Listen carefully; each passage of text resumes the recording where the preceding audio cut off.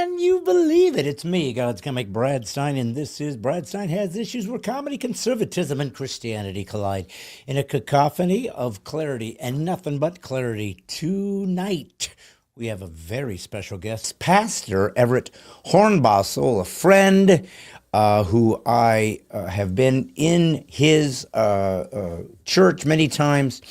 He's got an amazing story, and a story that has to do with his son, who he loves very much, and who came out as trans just a few years ago. He's a pastor at a very small town in South Dakota, and suddenly his son is trans, and it's like, well, that's going to be the end of my career. And just him and his wife navigating as a pastor, as a believer, and loving their son and watching this situation take place. So it is going to be, for anybody out there listening who maybe has family or friends or children that are in this trans crazy, or know somebody that is, this might be helpful and hopefully inspiring. Give you some thoughts, some ideas. So we always try to keep it not just fun and informative in the guests I have, but also something that can maybe help change you forever. It is Monday. It is February. So we already are into the second month, and we already have the Donald Trump being excoriated everywhere we turn. And what's fascinating about it, folks, is that what the mainstream media is most angry about. It's just kind of talk about sort of being disconnected from reality. They're really angry that he's doing things that he said on the campaign trail he was going to do. So it's one thing just to think what a crazy platform that you want to actually send people back to their own country who are criminals or have been already tried and convicted and said, you got to get out of the country, and then they took off and didn't go. And he's just rounding them up and sending them back where they belong, and all the countries are saying, yes, sir, sorry, we got a little distracted, but bring him in, shoot him this way. We've got a nice little tarmac for him. Matter of fact, one president even said, I'll just send the presidential plane. That way the criminals can come back with dignity. Oh, I didn't know that was even feasible or possible, but hey, whatever. You got to do what you got to do to save face when you've lost it. So that's what we're sitting here. And so, it leads me, though, to a very interesting conversation and or exploration of this entire thing known as being a Christ follower. Now, I am, if you are brand new to Brad Stein Has Issues, shame on you. Your life has been miserable until now, so be grateful that you've stumbled upon me. And stumble is the preeminent word, because most people stumble in my direction. But then hopefully they stick around while they're mending. But nevertheless, I am excited to let you know that this last week, as my little podcast grows, thanks to all of my fans that show up every Monday and talk to each other and ignore me and Wyatt. I don't know what that's all about, but they do. They ignore us. I've been on 3 podcasts last weekend. 3. So everybody suddenly wants me. They all want to talk to me and Wyatt, but Wyatt won't go. Wyatt has made it very clear that he is loyal to this podcast and this alone. The man wouldn't even get on screen for 3 or 4 years, and now suddenly that he's on screen, he's trying to be even less available. But I went on, as a matter of fact, I went on a very interesting podcast this week amongst the 3, but one that you may have heard of because it has a name reference that I just talked about, Trump. Laura Trump, who was really involved in a lot of the strategy for the campaign of her father-in-law, she's married to his son Eric, has her own podcast. And she said, I got to have the most dangerous Christian comedian in the United States on my podcast. I thought that was sweet of her. And that, or she's run out of guests completely now that Donald Trump is just running ramshod off of everybody and just doing exactly what he said. Nobody can numb him. Maybe she's like, I don't know. I'm running out of guests. Everything's like going perfectly. I don't understand. I'm ready for issues. That's why she brought me on, just a reminder what life used to be like. But if you didn't see the entire episode, maybe we'll show it. Maybe in a week or two, we'll show the entire interview for those of you who didn't get to see it. But I got a small clip that I can show you just to give you a flavor for some of the stuff we talked about. It's only like a minute or so long, so you've got nothing else to do. So, hey, enjoy this if you can. That's bad enough. But Americans were giving them away their free speech. You're right. And it made me realize something that was so crucial. We now have to make a distinction between a citizen of the United States and an American. We didn't used to have to. To be a citizen became part of this nation, to purposely and legally come in, accept our way of life, our histories and so forth, learn our languages, learn our traditions, and then you get to be a participant as a citizen. It's a great privilege. It's what people want to do. But an American loves the nation.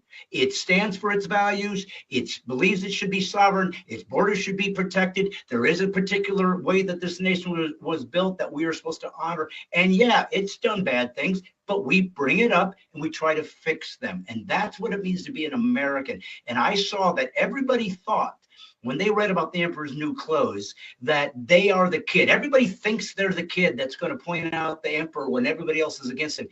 Most of you people aren't the kid. You're the people that said it's the most beautiful regalia. He's naked. And so what it is and maybe, just maybe, the comic, and I've been doing this for 25 years, and it cost me my mainstream career when I said I'm a conservative, I'm a Christian, but this is what I believe in. Now, that's just a small sampling of a 30-minute interview. And what's interesting is Wyatt was watching it because he was running the board and everything, because I wanted to make sure this worked right, because this was pretty important. And Wyatt, matter of fact, what did you say, Wyatt? You were watching me do the interview. There she was, the daughter-in-law of the President of the United States, and we're in our little cubby. And I just kind of did my little dad thing. What do you think, son?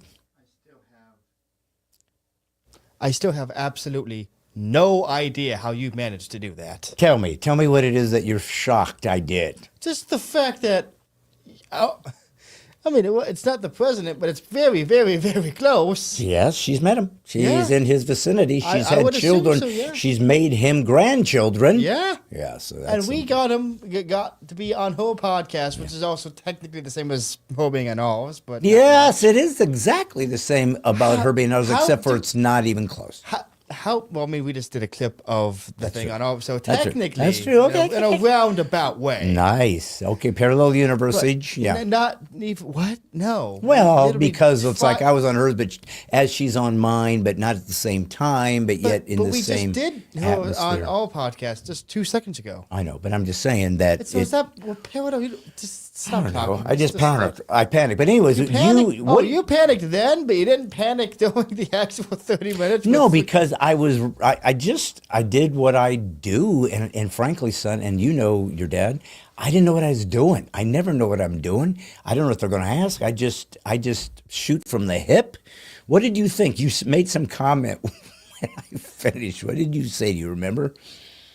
It was something like you were really excited the entire time. Yeah, right. Or it's like you I said, what do you think? He said, well, you hit all the bullet points I've heard you say a million times. So anyways, it was what it was. But, it was interesting because suddenly I'm realizing that my little podcast and I always mention it, guys, because those of you watching, especially the Anointed 20 that show up every Monday, you guys, made it happen. And now I'm on air with, the President of the United States daughter-in-law. So, this thing is growing exponentially. More and more interesting guests are coming. I've already interviewed a few extras that you're going to enjoy. I got a couple coming this next week. I'll be interviewing that are very interesting guests and, higher end within the community that they have prestige. So, you're going to like it. And yet it started, so modestly. And so I find myself, I hope you can learn from this too if you're a Christ follower. And you should be, because he's Jesus, and Jesus is Christ, and Christ is God, and he's the one that proved it on earth. So it puts him in a special category of, yeah, I'm the guy. I'm the one. It's not those guys, it's me. And I proved it and they didn't. So there you have it. So there really is no excuse for those who see Jesus, see what he did, nobody else did, and decide, yeah, I don't believe any of that. But all the people say, I don't care, I don't believe it. Okay, well then, you were given a chance. You didn't. But if you do, you actually start finding yourself having some sort of insight, some wisdom. It's as though you get special glasses that allow you to see through the haze and see what's really happening. That's what the Bible is, the revelation of reality. But it also gives you a worldview as to how to see things clearly and from God's eyes, the best you can. You got to be careful, got to be very sober-minded, because, to represent God, it's a big deal. You better hear exactly from him and know exactly what you're doing, because he does not like to be misrepresented, and I don't blame him. He is the Almighty. But being on it, I started thinking about how people would respond to it, because it's on her site. You can go watch it if you want to. If you're watching right now, you can go find it, Laura Trump, and find me. But it's 30 minutes. But people get in the scroll thing, whatever you call it. I don't remember the tech terms, the thread. And then they start mocking you, and I just like it. It just always happens.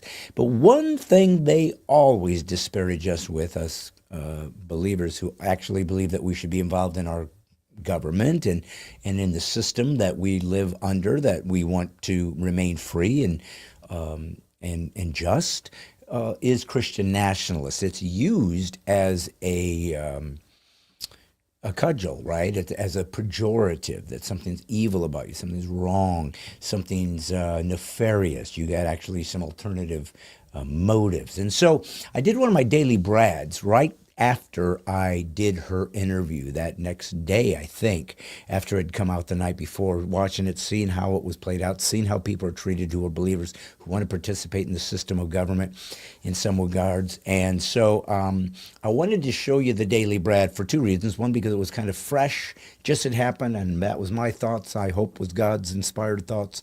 But also, if you don't know Daily Brads, these are things I try to do every day. That are little devotionals that you can watch on YouTube. Please subscribe. Please hit notification. Please share. Please like. Please comment, so we can see if we can continue to grow. And that's really all it is. It's algorithms. If people see that people are there and they subscribe, it makes a difference. It gives you a bigger reach. But I wanted to show you guys, fresh off the oven, my take on being with this pretty prestigious podcast, one of the most prestigious, frankly, I've been on since I've started this podcast of my very own. So this is me on my Daily Brad talking about how I think we should reconsider what it means to be a Christian nationalist. Why? Go ahead and show them that. Hey, Earth God's comic, Brad Stein. This is your Daily Brad. Christian nationalism. What does that mean? As of this taping today, depending on when you see it, might be a long time ago, but for right now, I had just been on a podcast, an interview with Laura Trump. Now, she happens to be one of the daughter-in-laws to President Donald Trump. I go on the podcast because I'm talking about my podcast, Brad Stein Has Issues. I'm talking about being a Christian. I'm talking about being a comedian. I'm talking about being conservative in my viewpoint. I'm talking about the original intent of the Constitution and how that needs to be the fulcrum by which one looks at how the Constitution was created and what it's supposed to mean and represent in the different rights put out in the Bill of Rights. And so, you talk about these things, and you get people that disparage you by calling you a Christian nationalist. Now, I don't know if it was simply because I was on Laura Trump's podcast, and so because she is conservative and, her father-in-law's Donald Trump, that maybe they just sort of draw a particular disparaging conclusion. And maybe if I was on a progressive left-leaning podcast, I'm still going to say the same things I believe So they might call me that as well. The point of the matter is, it's used as a pejorative. I think what they mean by Christian nationalists, the progressive, I think what they mean is that you're somebody who, I guess, would promote a theocracy, that you would want, I guess, the Christian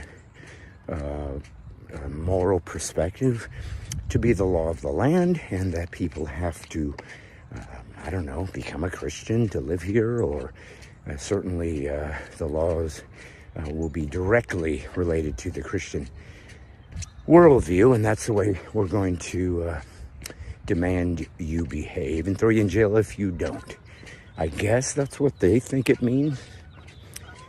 To me, I think I would define it as someone who is a Christian, but who also lives in a particular country and tries to obey the laws of that country, but also to stand up for your Christian values and hope they are in fact inculcated into the nation's moral foundations and structures. Obviously, listen, if you were a Christian in Iran, or if you're a Christian in China, right, where you get thrown in jail for being a Christian, and you had a chance to vote, like you do in communist China, and say, I want to vote for a guy that allows Christians to not go to jail for standing up for what they believe, or that the nation of China would change its views for who should be worshipped, not the state, but in fact God and the God of the Bible, that they would allow you to have churches and to worship God and believe there's a moral structure and an absolute truth that God has given to humans. Would that be a Christian nationalist in China? But wouldn't you want to be free and to be protected and to use the laws of your land to defend your point of view? I mean, everybody, every human being, wherever they live, want the laws to protect them and to be equal, I hope, in their protection, that they don't choose one group over the other. Well, what you'll find from those who call someone a Christian nationalist is it's not just they don't want your belief system as the ruling, undergirding force of the culture. They don't want it to exist. They literally want it censored and thrown aside because they don't want to feel that you get to tell them how to live their lives from your moral structure. Meanwhile, they're making a moral claim from their secular humanist point of view and want the world to behave like that, which means they are secular nationalists, atheist nationalists, whatever you want to do it. If you want to put it like that, you can call them that thing and it would be true. But to be someone who cares about your nation and defends your nation and tries to protect its borders and its ability to function as a government, when did that become bad? Matter of fact, when did it become irrational to try to keep order and goodness and, justice in your nation? Well, Christians have historically always done that. There were many of the original disciples in prison because they wouldn't worship the gods of Rome, or they would admit that Christ is Messiah, and there were those in the Jewish community who thought he was not, and so that was a cause for them to be ridiculed and or punished. So here we go. You either stand for something or you don't, and you're going to be disparaged for it. Keep this in mind. If nobody hates you from what you say or do, because what you say or do is irrelevant. If you actually stand for something, that means that you're going to say some things are wrong, some things are immoral, some things are not God ordained. And that's going to bring a lot of hate to you from those who want to live a life completely unencumbered by anything but their own desires. And that's what secular humanism gives the world. So yeah, if Christian nationalist means I defend the Christian point of view in my nation and hope that it is the most honored, then yeah, call me that, because that's what I am. But I don't force you to be a believer. But I do want the privilege to lead you to Jesus, and then you do with it what you please. And I think if you're a Christ follower, we all should be doing that. This is God's Comic, Brad Stein. This was your Daily Brad. Please help my ministry grow. Go subscribe on my YouTube channel, Brad Stein Has Issues. Press the notification button and share it, and my interviews with all my guests, so we can grow my ministry. And go to bradstein.com, join the militia of the mind, so I can get your emails and send you newsletters. And the mighty 10,000 if you want to help me grow new content. Thanks, guys. See ya. So there you have it. Like I said, it was right off the heels of being on this. And so I wanted you guys to think about for a second, what does it mean to be a good citizen? What does it mean to be a true believer? What does it mean? What is expected? Or is anything expected of a Christ follower? You know, one of the things that you will hear a lot of, and I saw it through Corona especially, is the virtues of Christianity, the things that make it so special, so beautiful, so unique. Loving your enemy, nobody's ever said that. Pray for those that despitefully use you, nobody's ever said that. Do good to those who do bad to you. Try to win people, hateful people over with love. It's such an odd belief system because it's the truth. See, all the other ideologies and philosophies try to base how they fix things on the way a human would think. Well, if I'm being treated badly, then I should sort of, fight back against the bad guy and sort of attack the bad guy. And if I'm being treated good, then I should treat them good too. And it's common sense, really. And when you see about how God expects us to behave, oftentimes it doesn't make sense in a common perspective, because if somebody's harming you, it's like, at least can I run away, let alone turn the other cheek. But there's so much more to faith of Christ than just the taking it literally, because so much of what we've learned about Christ following over the thousands of years is trying to really untangle the nuances of turning the other cheek, for example, where people thought, if somebody hits me, I just have to say, here, go keep hitting me. But it seems that what we're really learning is we aren't trying to retaliate, or we're not trying to give back in kind what somebody did to us. The Old Testament was a little bit more hardcore. An eye for an eye, a tooth for a tooth. You've killed my eye, you lose your eye. You took a tooth, you give it to. You killed my thing, I kill your thing. So it was kind of just trying to equalize and bring justice to the situation. And suddenly Christ comes in and he says, I'm going to ask you to start thinking about behaving differently. You can participate in the world. I expect you to be in the world, but not of the world. You're going to be part of it. You're going to walk in it. You're going to eat with those. You're going to laugh and joke and have fun. You're going to stand up for strong ideas in the world, but you're not going to be of their ilk. You're not going to allow them to dictate for you who you are, how you should see the world, how you should behave, how you should censor yourself. And this is the biggest thing I guess I saw. And Corona was a very vivid example of that. They take beautiful Christian ideas and they leverage it to censor Christians, because the Christians are very oftentimes shallow in the way that they see their faith and what it should mean and how they're supposed to behave. And so it's easy to say, well, you're supposed to be good citizens. Doesn't it say in Romans that you should obey the government and be this and that? And yes, it does. And you're right. We should be the best citizens. People should want to move in next to the Christians. They should want to see us walking down the street at night than a group of hoodlums. They should want to think that we are good people and going to share and help them and be there for them if they need help. Yeah, we should create that kind of a thoughtful and a behavior that people can't ignore. Yeah, we should do all those things. Of course we should. But it doesn't mean that you deny Christian standards of morality and behavior as though they don't count suddenly because you're trying to be a good neighbor or you're welcoming in those persons who are coming through. Well, didn't the Old Testament talk about how you should treat the stranger that's traveling through? And that's true.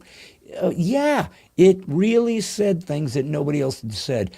You be kind and loving to these people. They don't look like you. They don't act like you. They come from a different heritage. They might even be the antithesis of everything that you think is true. But I want you to give them hospitality. I want you to give them love.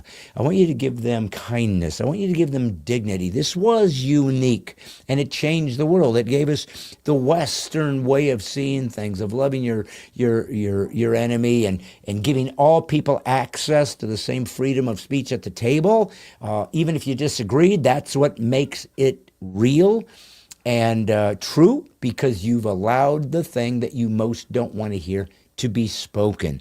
That's freedom. It also shows you're mature, that you're strong, and most importantly, it shows that your belief system can withstand intellectual scrutiny, because if what you believe cannot withstand intellectual scrutiny, it should be abandoned. It should be gotten rid of. If you're a truth teller, if you really care about reality, you should not hang on to something that can't hold water. If it is not able to sustain what it says is true about things, then it needs to be jettisoned. It's false. It's fake. It's a lie. So if somebody were to say, yes, this is a stranger, and could you give them a drink of water at your home? God would say, of course you should do that. If you gave a drink of water to them, you gave it to me. How about some food? They don't have anything. Sure, let me give you some food. How about a rest? Yeah, that is exactly Christianity in a nutshell. It's doing the thing that's necessary for the body, and then you deal with the spirit. All that is true. But what God doesn't say is, you come home from somewhere and the person has already walked in to your house without asking, and they took up a bed in your room, and they grabbed food out of your refrigerator, started eating it. They were never invited in. They never even gave you the common courtesy of saying, can you help me? Can you share with me? They just took it. And then they said, you have to keep giving to me, even though I'm not going to give back. I'm not going to work for this. I'm not going to give back to the society. I just expect you to give to me without me earning it. That is called theft. That is criminal. You can't come into somebody's home uninvited. So the idea of charity, of seeing somebody in need and giving and sacrificing of yourself, of course, is a Christian idea. But that doesn't mean that they get to steal from you. Now, if you see them in the backyard and they stole something out of your garden and you caught them and you decide to give them mercy, okay, that's a whole different thing. Or if they broke in and you said, what have you done? They said, I'm sorry, I was hungry, I didn't know what to do, I was freezing out there. And you decide, you know what I'm going to do? I've got a guest room, here, take a shower, I'm going to give you some food. That is different. You can re-examine and re-decide how you want to talk to somebody who has maybe even broken the law or has abused your grace. That is fine too. But to say that God expects you to be stolen from, when he made the Ten Commandments very clear, don't steal, when he made it very clear that you aren't allowed to covet other people's things. So if somebody says, well, you have more than me, that's not equitable, so you have to give me what you have. Well, wait a minute, I earned this. I worked for this thing. I did harder work than you. You can't even do the skill I have. It doesn't matter. It's because of my race, my ethnicity, my gender, my whatever they want to say, and so you have to give me the same. That's stealing reality. It's stealing dignity. It's stealing competence, because somebody that actually earned it is suddenly given a dual dignity to somebody who can't do the same thing. So thus you're doing both the jobs and they're stealing from you. They're coveting what you have. The Bible says you can't do that. Can't bear false witness against your neighbor. Hey, you're a racist if you don't do A, B, and C. I'm not a racist. I do what God tells me to do. I help who I can when I can, but I don't owe you anything. I do it out of my love for Christ, okay? So to bear false witness, so these people are breaking 3, 4, 5 commandments, and God says, yeah, but it doesn't matter. No, that He didn't say that, or there wouldn't be commandments. They wouldn't exist. There wouldn't be jails. There wouldn't be governmental systems. There wouldn't be justice, which can only happen if there can be punishment. So don't allow your faith to allow you to be manipulated into doing something out of the goodness of your heart that is foolish. Because the other thing is, you're not helping somebody by giving them free stuff that they never want to earn. You're stealing their dignity. You're actually doing the opposite. You're not loving them. You are keeping them as a child or as an incompetent, because you don't say, I love you enough to help you get up off your feet, but I'm not walking for you and I'm not carrying you. You have to grow up. That is also deeply Christian, deeply what God would expect. Remember, when He made the beginning, when He made Eden, He made trees and food and animals and birds and sky and everything. He didn't make a hammock. He didn't make all this stuff. Now you just go rest and I'll do all the work for you. He said, now go take dominion, figure out what I've given to you, and do something beautiful with it. And that puts us in a whole different category. And people need that kind of courage, that kind of truth, that kind of ability to look at the truth head on and bring it out to everybody. You know, I just saw an article in church actually today. My pastor showed it to us, that for the first time, I think it's Gen Z, for the first time, that age group in history, more men are going to church than women. More men. Something is taking place with the Jordan Petersons, who dignify the Bible and the Bible stories and God, even though he's not a Christian, but he probably will be. With Joe Rogan suddenly bringing on apologists and experts in biblical ideas, and he used to be just hated Christianity. Now he's like bringing them on, and it's like you can sense that something is shifting. He's seen very smart, very capable people who are believers. He's like, man, I guess you're not a bunch of idiots. Maybe I'm missing something. To watch Russell Brand blatantly say, I'm a Christian now, I'm a Christ follower, I'm not a hedonist anymore, I've abandoned that. To see the things that are happening in the earth, and I've been praying for years for a third great awakening, and I wanted it in the U.S., but hey, let it just burn worldwide.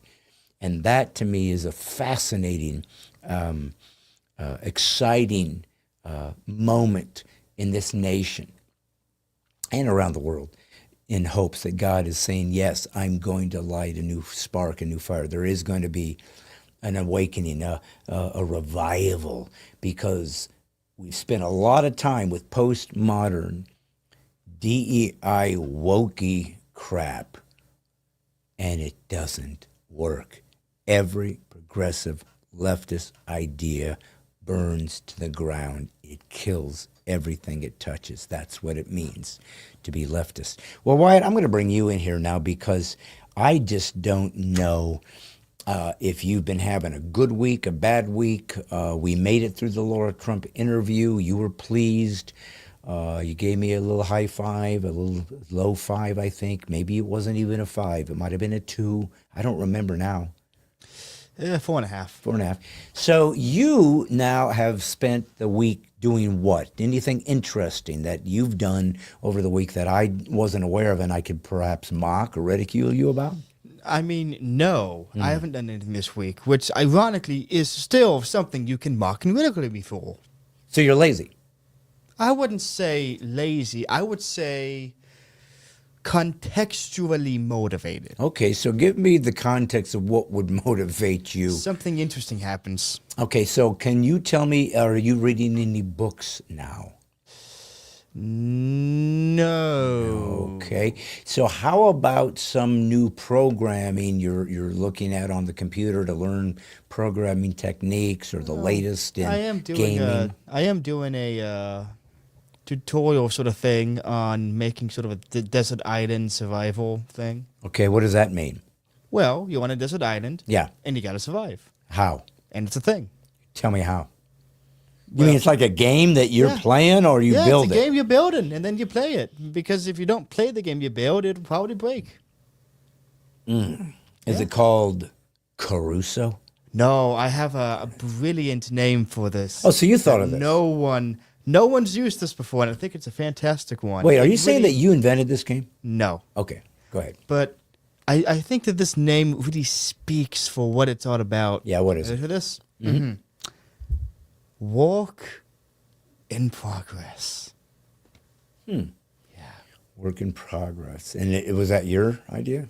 Yeah, and then like in parentheses, because you know how like sometimes they have subnames? Yeah. Like, in parentheses? So the subname is not finished yet. Or tech demo for the European audience. I don't get it. You don't get it? No. Do you know what a tech demo is? Nah. A tech demo is an unfinished product that Okay. you release to get feedback. Okay. It's basically a showcase of the technology Okay. without being an actual finished product. Right. That So you- work in progress and tech demo is the same thing, kind of. Basically, yes. And the idea is that you're just doing it to give feedback.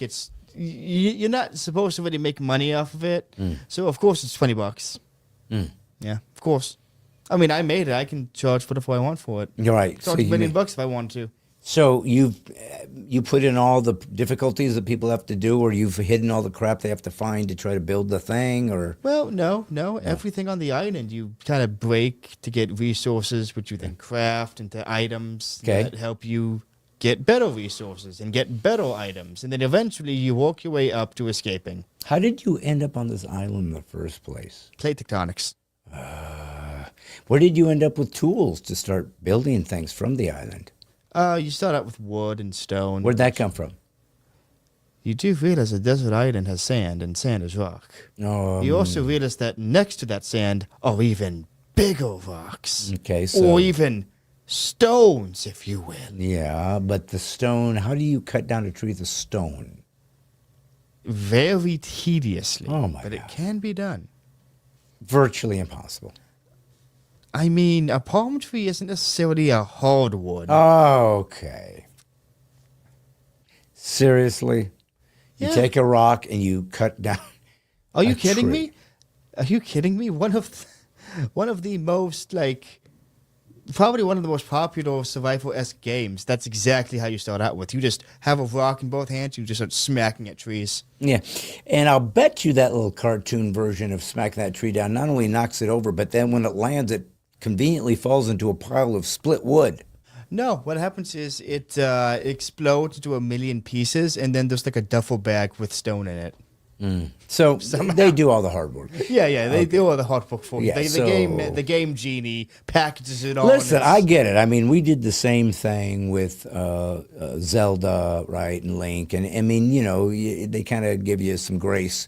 And it's fun, and you don't sit there and analyze it. You got to start somewhere, and it's fun trying to get better tools and better weapons. I get all that. I'm just saying in real time, clearly, you're dead. You're Not dead. necessarily. dead. People have survived. You can't even start fire. Yeah. It's called rubbing two sticks together and praying. Yeah. I mean, it does kind of work, but then you have to find the little, like, string and the thing and the deal and the shavings and no. String and stuff. I know what you're talking about. I forget the name of it, but like the fire starter thing. That makes it easier to start a fire, but you literally can just rub two sticks together. No extra materials necessary. Okay. And you're good. It may take a while, but you can do it. Well, listen, it sounds fun, though. I like trying to figure things out and seeing if I can survive. So, I mean, And maybe. most often you find out you can't. No, you can't. But I would try it. But, you know, one of the things that I think it teaches you is how much we take for granted modern technology, and how much, if we didn't have the things we have, we really, people forget that even 100, well, that'd be the 1925, even 150 years ago, so the last third of the 1800s, you had to kind of make your own food. I mean, you didn't really know exactly how you were going to eat that day. Like what the world we live in is so convenient compared to how most of humans have lived throughout human history, including still do, where they don't have a lot of food or fresh water or whatever. We can't even imagine how hard it was just to stay alive. You went out hunting because if I don't get this, I die of malnutrition. So it's a big deal. And so, yeah, it's fun to make those games as you're sitting there in your pajamas, eating popcorn, playing oh, look, I cut down a tree with a rock. But it's absurd. And yet, we live in a world of absurdity. Wyatt, today we're talking with Everett Hornbostel, who is a pastor friend of mine. I've performed at his church a few times, and I'm hoping maybe go again this year. We'll see. But he had this situation happen with his son. His son and him had come to see me at Promise Keepers years before, and they had a great time, and they took a picture with me, and it was just a great time, dad and son. And his son suddenly, a few years ago, said, I got something I got to tell you. And he comes out as trans and wants to wear dresses and do the trans thing. And so how about you, Wyatt? Have you ever had a friend or someone you've known and then suddenly out of the blue, something so unbelievable about who they are or their personality or something changes, or they tell you something or they confide something into you out of the blue, like that just shocked you? I mean, have you ever had a situation like that where you're like, not really. Yeah. So your friends are pretty much straight arrows. Everything my friends do and tell to me, I 100% saw coming 6 miles away. Okay. Smoke, sneakers, and everything. You couldn't miss it if you were blind. So your friends, and you have an eclectic group of friends. I have a collection of friends, correct? Eclectic. I was going to say, a collection of friends is definitely a way to describe it. So how many friends would you say you had? If you just had to kind of be a cursory but legit friends, how many would you guess you have? Let me do some mental math. As opposed to, I don't know, kidney math? What else would it be? Gotta use your mental. I don't know. Say about... no, wait, hold on. Right. Yeah. About 7. I'd say Okay, so you got 7 good friends you could count on. Yeah. You've known them for many, many years. Yeah. Okay, so out of the 7. And how many of those are Christians? Oh, shoot. Let's see. 1, 2, 2.5. Yeah, because you're the midget. Yeah. And he's still considering Buddhism. Yeah, it's one of those weird things that we just sort of accepted, but you can tell with the those voodoo. guys. I know you wanted to do voodoo at one point. I mean, it sounds so cool. It's fun to say too. It's right. Plus, you can make I your would voodoo doll. say 3. 3 out of 7. And what are the other guys? Kind of agnostic, atheist, something else, Jewish? Eskimonian. Eskimonian. Nice. Okay. Many people doubt that, but they gotta have a religion, right? Well, if you could sell them ice cubes, it tells me that you are quite the salesman, son. Yep. And I don't know that is you, but I just was curious because I'm glad, honestly, that you are friends with other peoples of other ilk. It's so easy to just gravitate towards people that think like us and do it like us. And for the most part, the one thing you do have in common with your buddies is you guys play certain games, and it's just something you guys enjoy, and you enjoy each other's company, and you're all nerds. Holy smoke, are you guys nerds? Oh, my goodness. Yeah. And there's nothing wrong with it. Nerds rule the world now. But I was just curious because I think it's important for us all to remember that it's easy to say, I'm friends with everybody, everybody's welcome. But to really do it, it takes effort. And yet, how else are you going to be of an influence to those people if you don't have those people available? Again, we read about the Bible. Jesus hung out with the sinners, but we don't want to do it.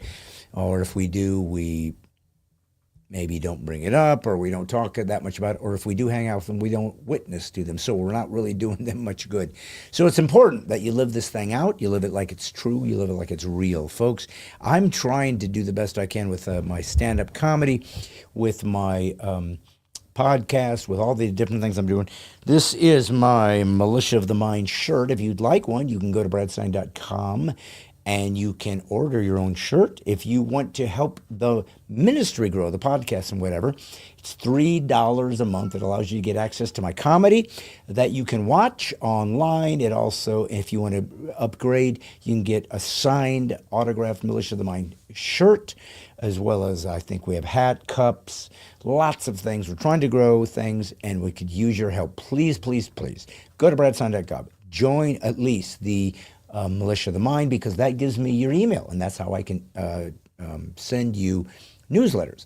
Or join the Mighty 10,000, and that gives you in a special category of people. I'm trying to find 10,000 people that want to be disciples and will join us, and it's $3 a month, and it allows us to really turn into something significant. We might have to do a special, what do you call it, like donor thing to help me pay Wyatt for whatever we're going forward with. He's trying to do this full time and he can't really afford it. And all the gear and equipment I'm constantly still buying to keep this thing running properly. So I'm going to need some help. We might do a little telethon or something down the road. But do me a favor, if you would, please always comment and give it good ratings if you think it's good. If you don't, then say that. I don't want you to lie. But send me your friends. Try to see if we can build this up. Invite friends to come watch the podcast live on these Monday nights. Maybe it'd be fun, something to do every now and again. So I wanted to bring up our guest. He is a pastor. He is in South Dakota. So he is, out in the middle of nowhere, man. It's prairie land. It is, Dancing with Wolves vibe. And he's a really, really good guy, good man of God. His wife is sweet and kind. He also teaches Taekwondo. No. Yeah, I think it's Taekwondo or Jiu-Jitsu, but I think it's Taekwondo. Also in the basement of his church, so he also has that business going as well. So I really like that about him. But he had this experience that happened to him with his one and only son, that he suddenly came out as trans. And he was devastated, but he has tried to say, God, you're in control. He was your son first. I love him to death. I am never going to give up on him. But I can't make him become one way or the other. This is going to be between you and him. But give me wisdom and show me how to go about this, because I did not see this coming. And so we're going to talk about it. And like I said, maybe you know people that have this problem, or they've, it's so much out in the atmosphere right now that it wouldn't be shocking to find out that there's somebody that you know of that maybe is dealing with this. So this might be of help to them. Pass it on, share it with them, just take the link and send it to everybody. Let's grow this, and let's make sure that the time we're spending and the time that he's spent to be in this interview goes to a good cause. It actually is invested in somebody else's life. So that's what really gets us where we're at. Again, I got some new things. I'm trying to grow the podcast too. But one thing I've learned, and I think you saw it today, is I want to make sure I do a lot more ideas about faith and about philosophy, because it seems like that rant that started this whole thing is what people tuned in to all along. And I feel like I got a little off of that. I always want to have fun with my son. We always will.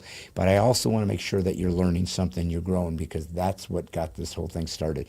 I want it to be something of significance that leaves a legacy. The guests do, and that's powerful stuff. I've had some amazing guests. But also, hopefully, if you have a church, you want to bring me in to do a comedy or a full weekend or a men's only event or a women's only event, I can do all those things. But I'm just doing what I can until God says you're done. But he's not done yet, that I'm aware of. At least while we're taping this, he's not. So if this is the last one I ever do, hopefully this will bring you some interesting information. And hopefully it will give you something to think about. And maybe, just maybe, there's somebody out there this can be of help. So please welcome my guest, Pastor Everett Hornbostel.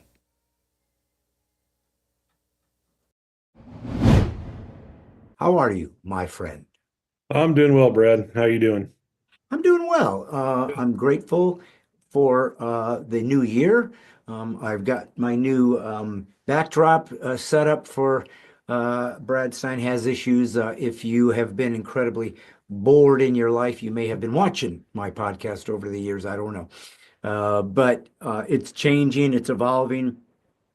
But one thing that I was always very, very cognizant of is I wanted to bring on an eclectic group of people. A lot of times, Christian um, podcasts, they're just talking to Christians or whatever, and I've talked to a lot.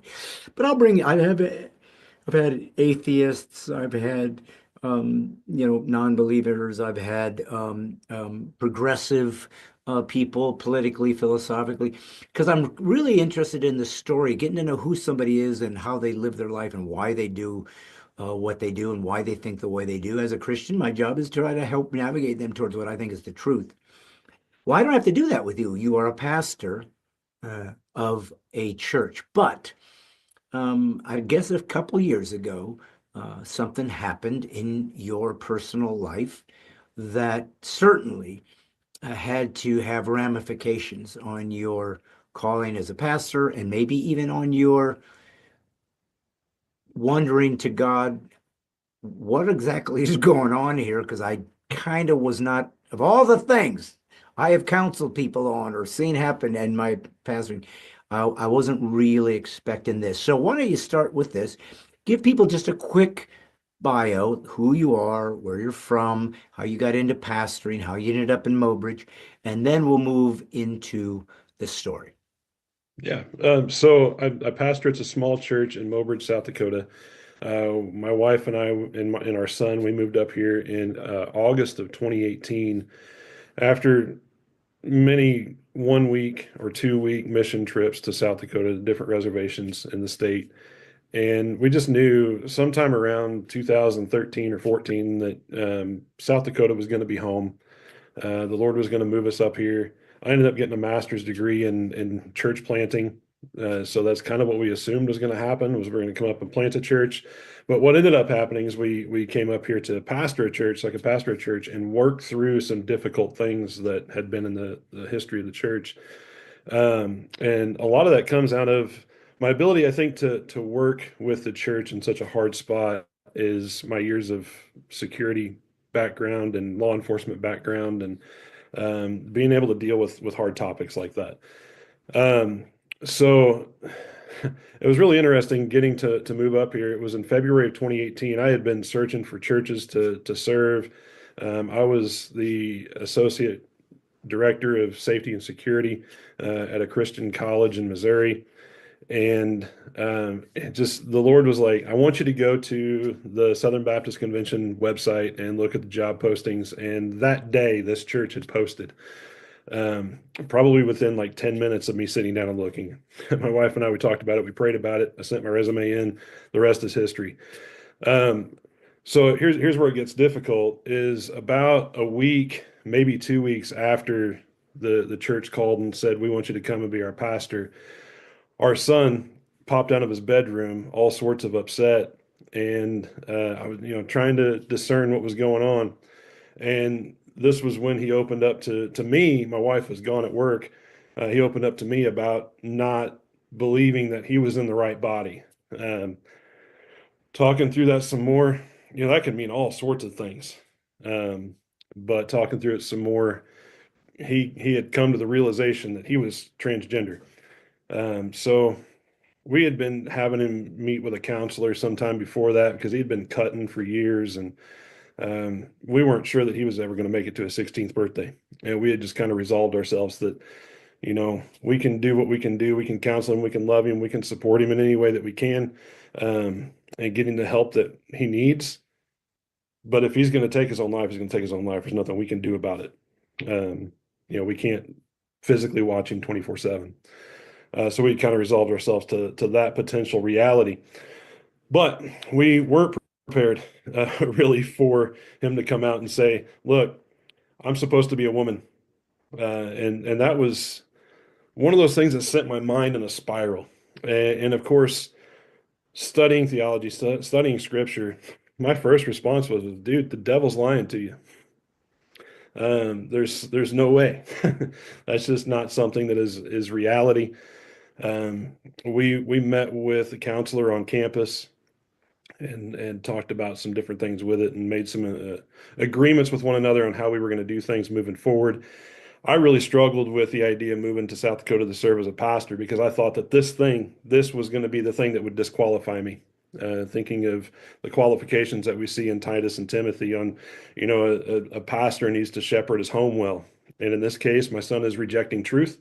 And in my mind, that's not shepherding my home well. Um, so I had to talk to several people to overcome that, and the realization that culturally speaking, within what is found in Scripture, at 16 years old, my son would be considered an adult in the context of Scripture. So at that point, he's old enough to make his own decisions, and I could say all day long, no, you're not. That's not going to change his perception of reality. Um, Well, listen, I mean, that's a very concise kind of synopsis of kind of what happened, but obviously there's lots of layers of what has happened since then, or discussions you've had, or whatever, wrestling with God, I'm guessing, as to, I just don't understand this.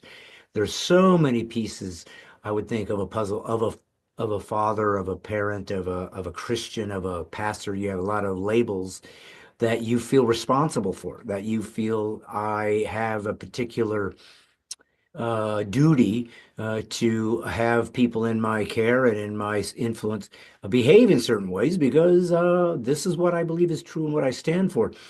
Um, so we're going to start sort of looking at those specifics. And the reason is not only is the story interesting, not necessarily in in a way that you would have chosen or would have wanted to be part of the story. It would have been much more interesting if you were reading somebody else's story instead of you living it. But this is what you got. You got this one. So you have to play out this hand that God gave you because I guarantee you there will be redemption in it some way or the other for somebody, somewhere, somehow, because that's how God runs things. We just don't know the answer to that yet. But before I began to kind of break down each individual thing, I want to kind of backpedal just a second for the people listening or watching online right now, because there was something that also occurred that made me think about this whole transgender movement, which has become suddenly just exploding onto the scene, especially in the last 5 years, because the Biden administration very much facilitated it and encouraged it. So there is a consequence to ideas, and especially what you choose to endorse. And some people say those are good consequences. The world should be more embracing to that. And of course, there's those who would say, no, it's destructive. And that's what we're going to discuss. But I'm going to take a little personal exploration and journey because maybe there'll be some help for people here too. So, guys, I came to Everett's church. I think it was the second time, right? Was it second yeah, or it just was the two, second right? time. Not three. Yep. Okay. Not yet. Yeah. So the Just second time I came, and I think I got there a day before. A lot of times I try to arrive a day before because I just don't want to take a risk that the flight is canceled or something goes wrong. So if I get there a day before, it gives me plenty of time to kind of get in, get a good night's sleep, and hopefully be ready to give a good show for folks that are there to watch. So I was there the night before, and we were in, a beautiful hotel, and that it's a tiny town, but it was a nice, very nice hotel, and we went into it um, to eat with my wife. She was with me, and it was it seemed like it was a weekday or something. So maybe it seemed like it was. So it wasn't real busy. We went into the probably the nicest restaurant in the town, I'm guessing, because it's in the hotel. They have the steaks and whatever. So we said, let's go treat ourselves. And we walk into it's a bar restaurant, and I don't think there was hardly anybody in there, but there was a couple, a man and a woman in the dinner area, the dining area, who were eating, and the man was in drag, I guess is what you would call. He was wearing a dress, and I'm trying to remember because it wasn't something I was trying to sort of lock into my brain, to recall every detail of these people. But it seems to me the woman didn't look like. I don't remember her trying to look masculine or dress in a suit. I don't think so. I don't remember that. You can correct me if I would. But so it just seemed like a woman with a guy in a dress. So what you would say transvestite used to be what you call it. You're simply dressing that way. You're not actually thinking you're a woman. But the reason I bring that up is because this was, I don't know, a couple of years ago. So we were in the middle of probably COVID-ish, which was this oppressive stealing of free speech and First Amendment rights and American agency to not be told how they can behave or what they can inject or must inject in their bodies or if they want to take risks and so forth. So there was already this sort of tyrannical darkness over the nation that we were battling, which is one of the reasons why I went to South Dakotas and Idaho's, because I knew those states are much more aggressively against totalitarianism. They're much more Old West kind of independent folks, right? And I love them. So when I saw this, my first instinct, I'm just being kind of real and authentic for folks because a lot of you have experienced or are going to experience similar things. And so let's see what that should look like. So my first thought is, you got to be kidding me. I am in this tiny town in South Dakota. Christy Nome didn't shut down. I mean, of all the states where they had a heroic governor that wouldn't demand the mandates and the lockdowns. And it's a small state, population-wise, beautiful state, but vast with small pockets of towns. So you're thinking, I'm not going to see this here.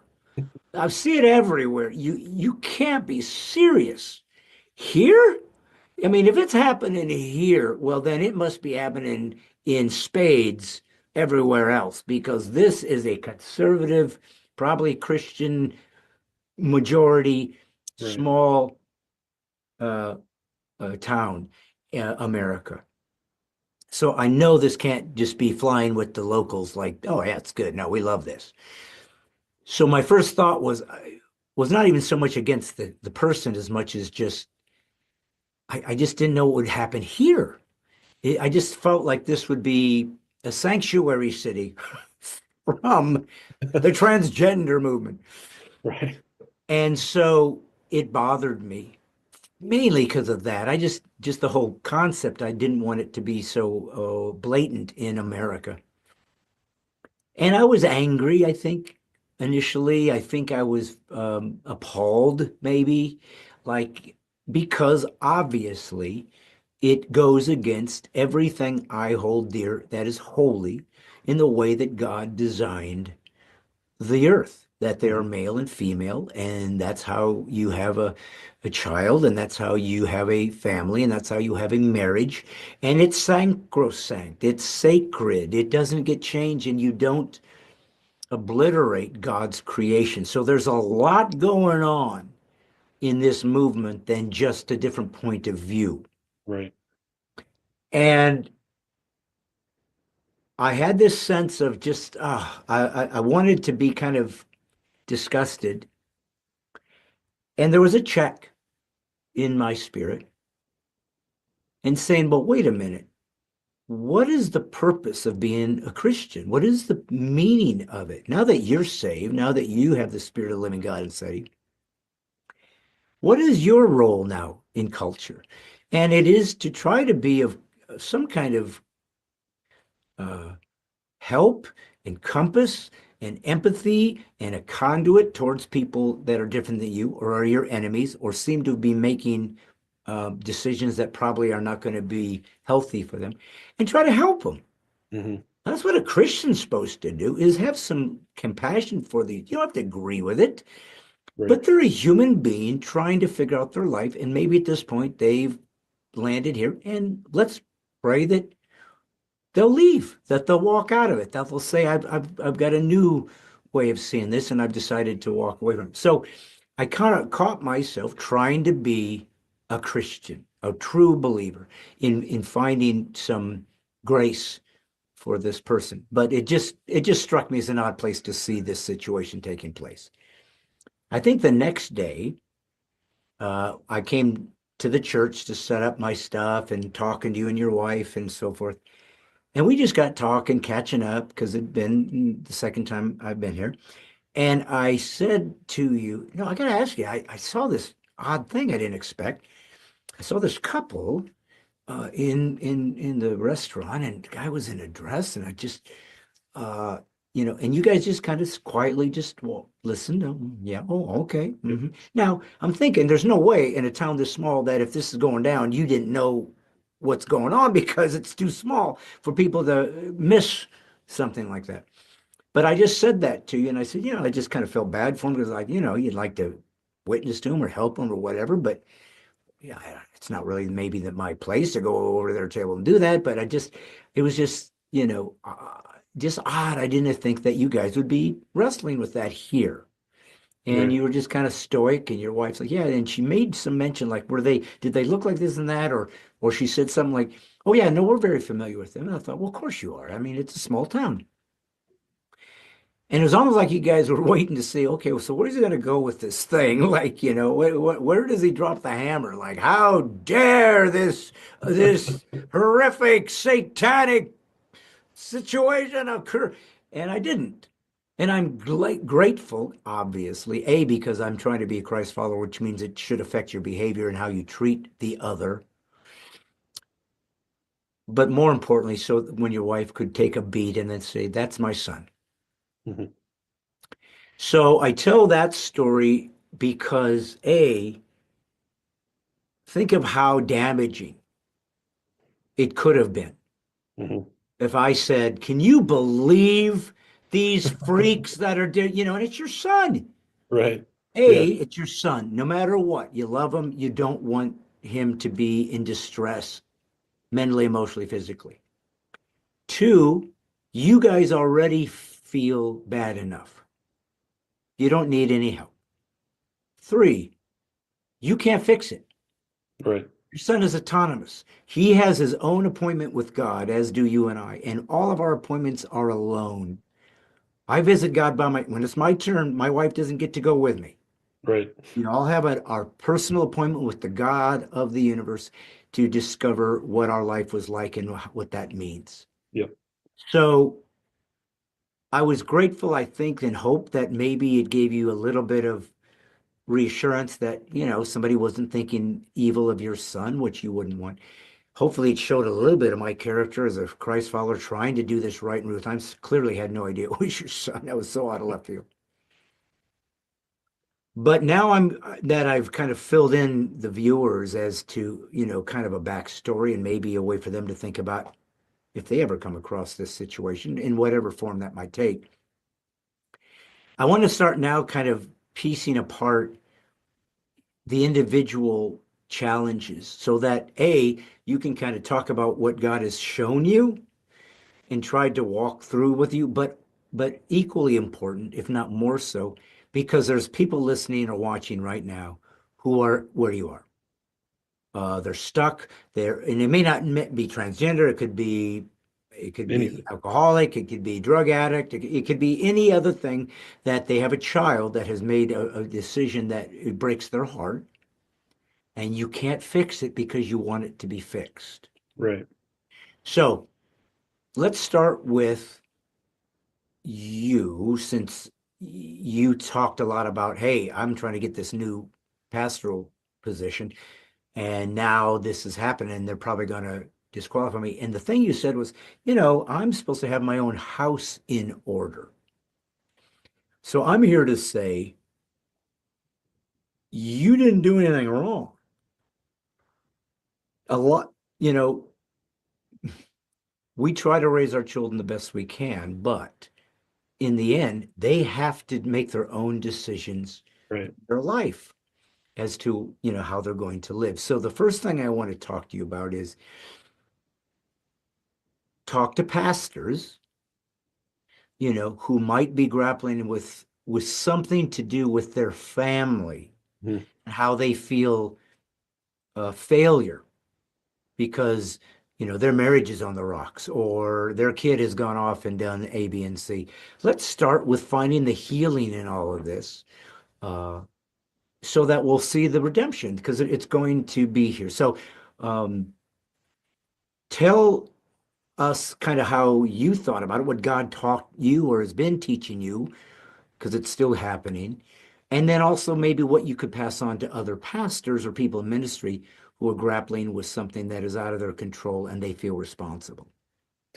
Yeah, so one of the biggest realizations that has come out of this, and some of it is still being fleshed out and trying to figure out exactly how to deal with it, but and through having conversations with colleagues that are dealing with some similar situations, but realizing that every single human being ever is created in the image of God. We all mar that image, we all mess it up in some shape, form, or fashion, but we're all created in the image of God. And therefore, we are all loved by God, and every person is someone for whom Jesus died. And what that ultimately means is that everything we need to do, it's all about the gospel, right?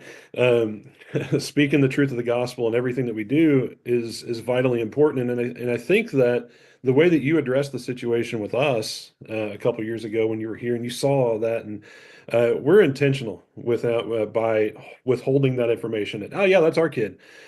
And the primary reason for that is because we've expressed that early in the conversation before, and it changes how people interact. You can kind of see they're going a particular path, and you make that statement of, "Oh, well, that's our kid," and then they don't want to offend you, they don't want to upset you, they don't want to make you mad by expressing their distaste in this. So then they kind of flip the script and they change how they address it. Um, I've interacted with you in a variety of different ways, and I know that you're a person of truth and a person of integrity, and um, you prove that to us by maintaining that air of compassion in our conversation that day. Um, and that I think that's one of the most important things that any believer can do is have that level of compassion. We can look at things and internally we can go, oh man, that's horrible, and I can't believe that people do that. And you know, you can look at that in any way. A person lies. We ought to have that kind of disgust about lying.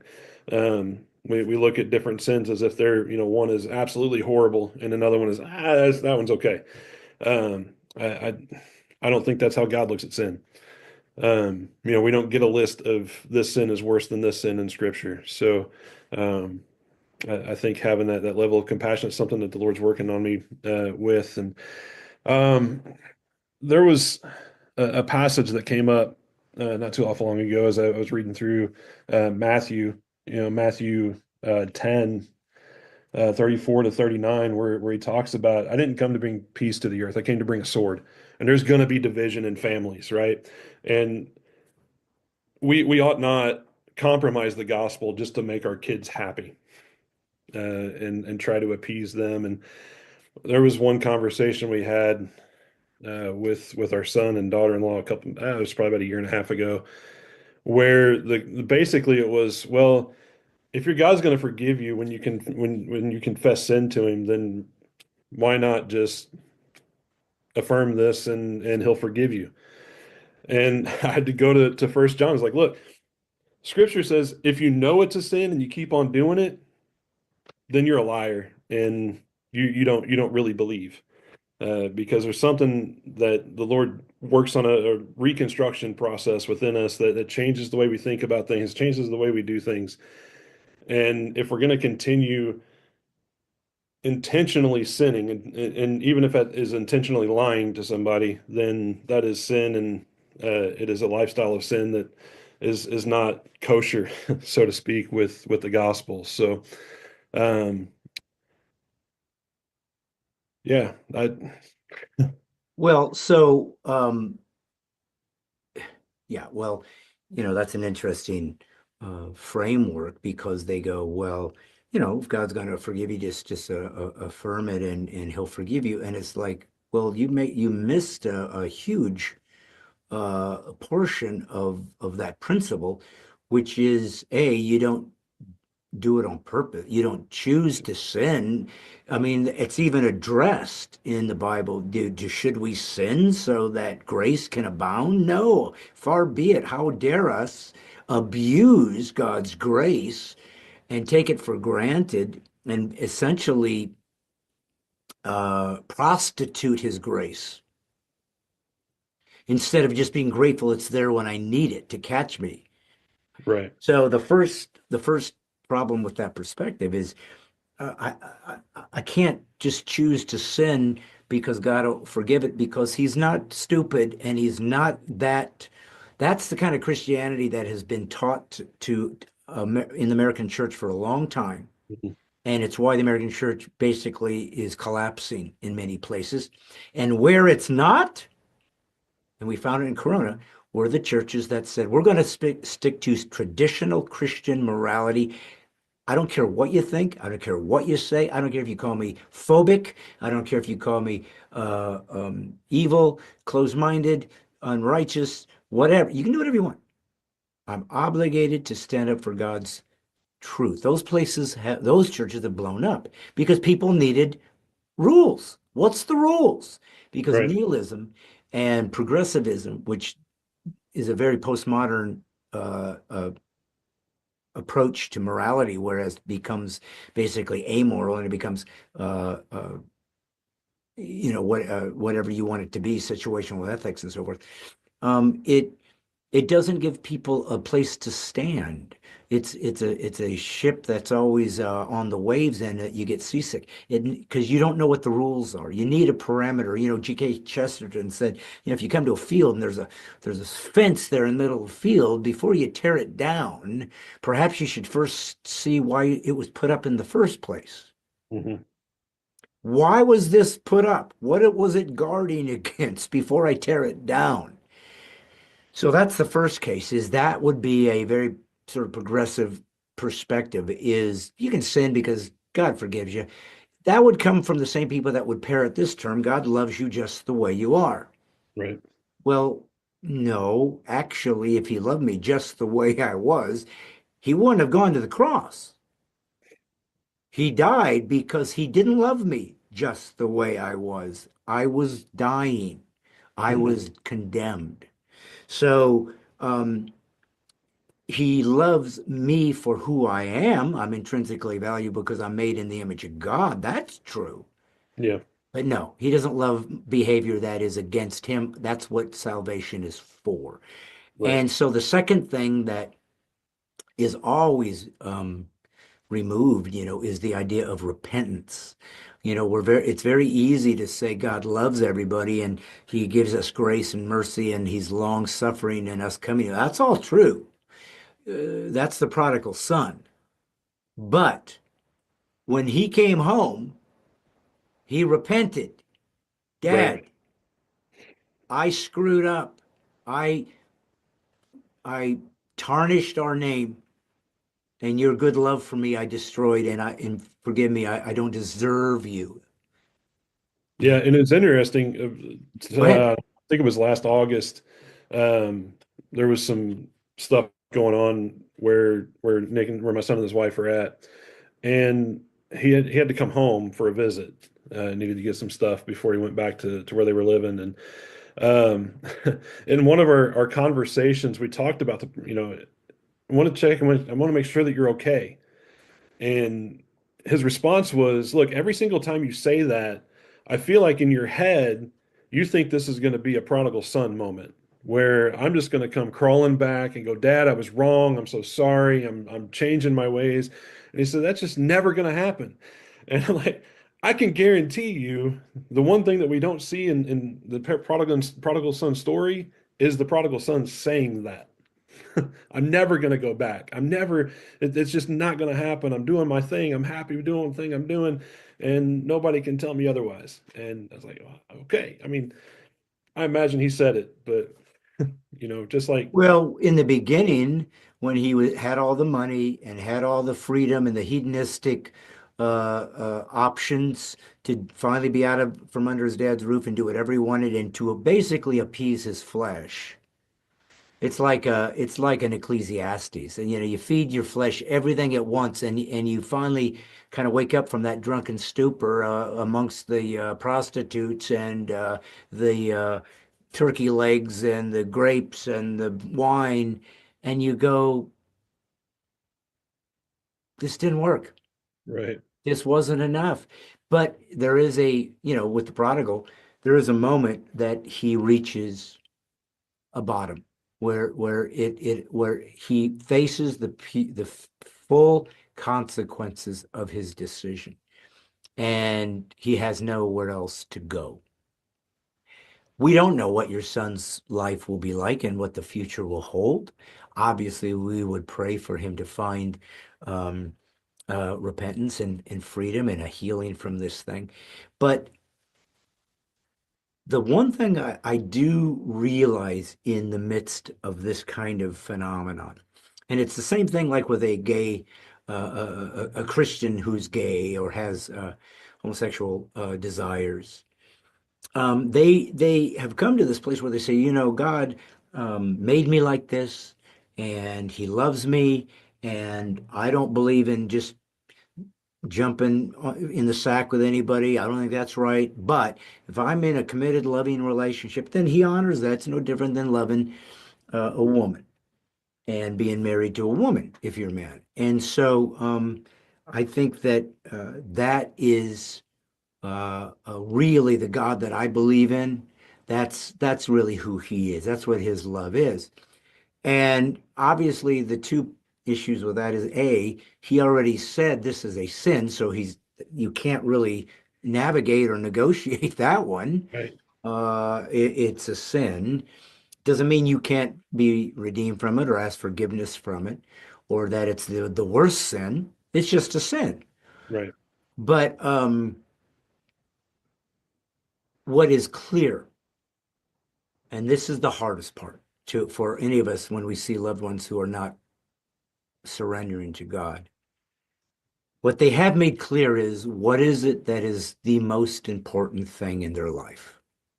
And Jesus comes to you with compassion, hmm with love, with grace, with long suffering. He does.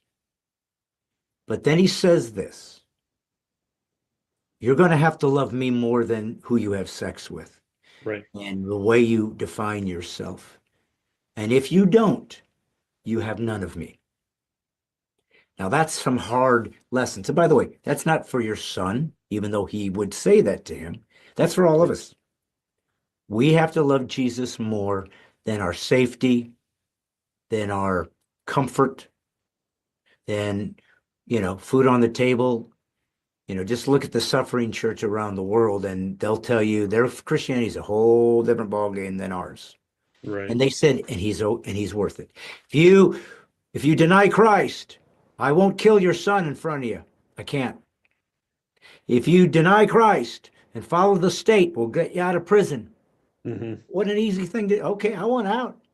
I can't. I can't. right, I believe that Jesus is who He said He was. I owe Him everything.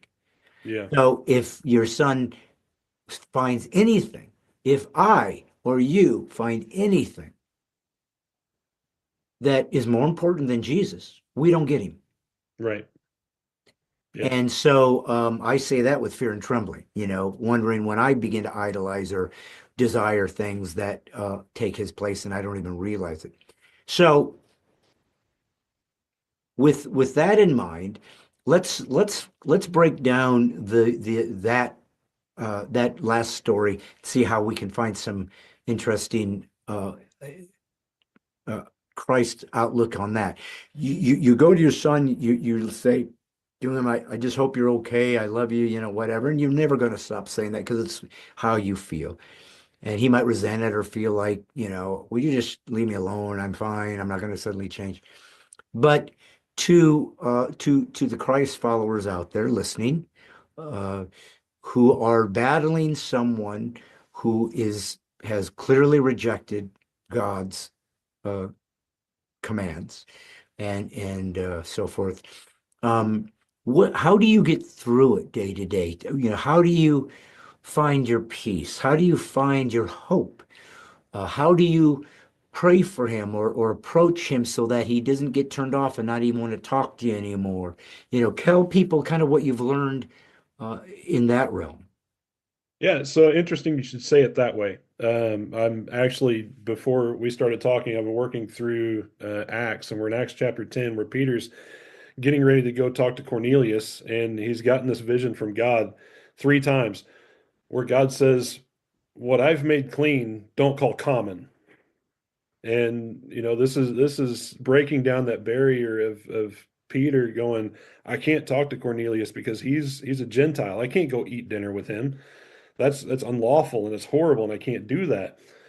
And as I was, breaking down that passage, I got to thinking about barriers that are established between people. And sometimes we build barriers based on preconceived stereotypes and prejudices and all that other stuff. But sometimes we build barriers because of self-protection, right? Where, maybe we've had a family member that's caused some kind of serious harm to us in the past, and it would be unwise to then let them back in. And so we got to figure out how to navigate all of that. And the easiest answer is to pray and go, "Here, God, I need you to handle this because I can't do it." And a realization, one of the in your question, the way that it was worded, you mentioned battling with someone. And I think one of the important things for believers to remember is Ephesians 6. Our battle is not against flesh and blood.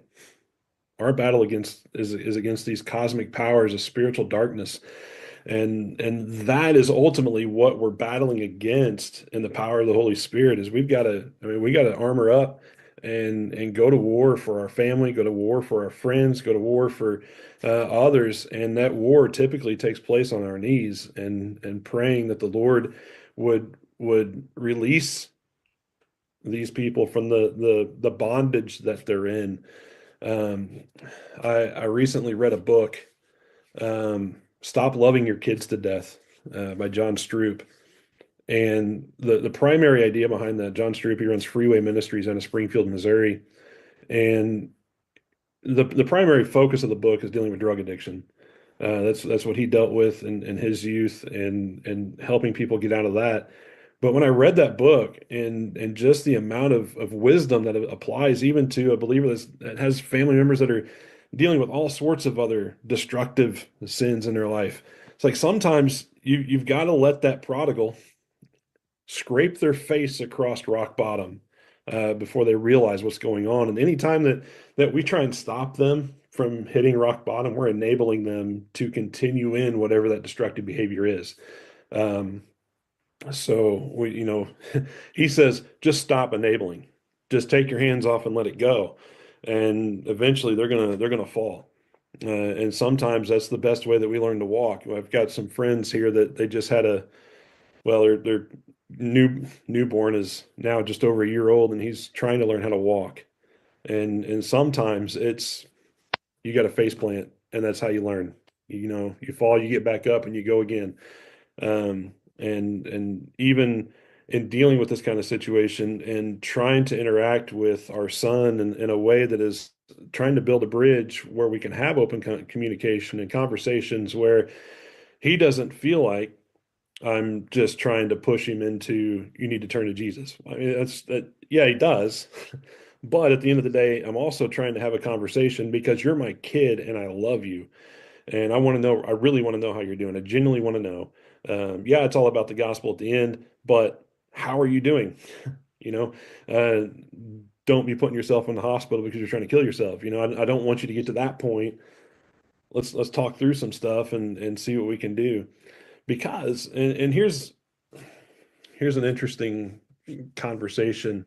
Um, he asked me point blank, I think it was last June. He's like, "Do you believe that it's a sin for a person to transition. That's based on what I understand from Scripture. Yes.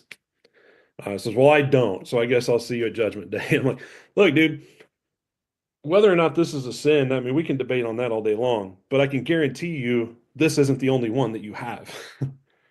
So even if we want to set this one aside because we disagree on whether or not it's a sin, let's talk about the other ones. Let's talk about the lying, right? I mean, that is clearly a sin. We see that all throughout Scripture. Lying is a sin.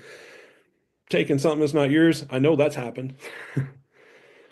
Wanting so badly something that someone else has, that's a sin. We've got all these other things that are sinful that we deal with. All of those things are they separate us from God. We need Jesus for those just as much as we need Jesus for our sexual sin. And we got to work past that and get to the point where we recognize what sin really is. And it's that thing that just breaks a relationship with somebody, and ultimately with God. And that's a hard thing to deal with. With someone Well, who's so sinful that he and I wants to think believe that it. it's possible if he moved that direction, still doesn't mean he can't repent, still doesn't mean he can't come home. What he would then be is one of those people who made life-altering physical decisions. Mhm. It's like if you end up with a brain hemorrhage or something from a alcohol-induced coma, or or if you got a tattoo that said Satan rules, before you become a Christian, it ain't going away. You've done something to your body which you can't change, and you've mutilated it. And that's Mhm. what I'm talking about when it comes to, one of the things that the transgender movement, I think, and all of these sort of trans specific sexual male or female boundary is trying to eliminate is the respect for your body, that your body is sacred too. The Bible says that, it's this temple of the Holy Spirit, and that you should eat well and you should exercise and you shouldn't mutilate it because it's a gift from God. And so, but it's also, a sinful body, and your spirit is what gets regenerated, and you spend the rest of your life trying to get your flesh to catch up. So, it could be a deeper regret if you ever did do something like that and Mhm. then you came to repentance. You would have those scars literally forever to remind you of where you were. But God would use those to heal people. I know Walt Heyer. I don't know if I think I mentioned, or you listened to one of my Yeah, listen. podcasts I had with Walt. Um, but he had that, and he was one of the original guys. I mean, back in whenever it was, 70s or something, 60s, 70s, whatever, having surgery. And I'm sure he regrets it. And I'm sure he wishes it wasn't the way it was. Right. But he doesn't get that. He made a choice. So what he's doing is redeeming the rest of his life to help others not make the same mistake, but also just to realize, this is sometimes um, the this is sometimes what God is going to allow you to endure, like somebody being born blind or getting in a wreck and being quadriplegic or something. You could always say this is unfair, but God has a plan that we don't understand, and one of those plans I think also alludes to what you said, that as a parent, I think is maybe the most difficult thing to reconcile. And that is that our children were God's first. And number two, he loves them more than we do, which is hard for Mhm. us to think. And number three, our children aren't ours. We don't own them. Right. Yeah, they came from us, but I didn't magically figure out a way to make a human being. It's the natural order that God created for us to procreate. I just did how God created the world to make more, but I'm making another soul that is going to have to face the Almighty and have a life with Him one way or the other. So a child is like a marriage.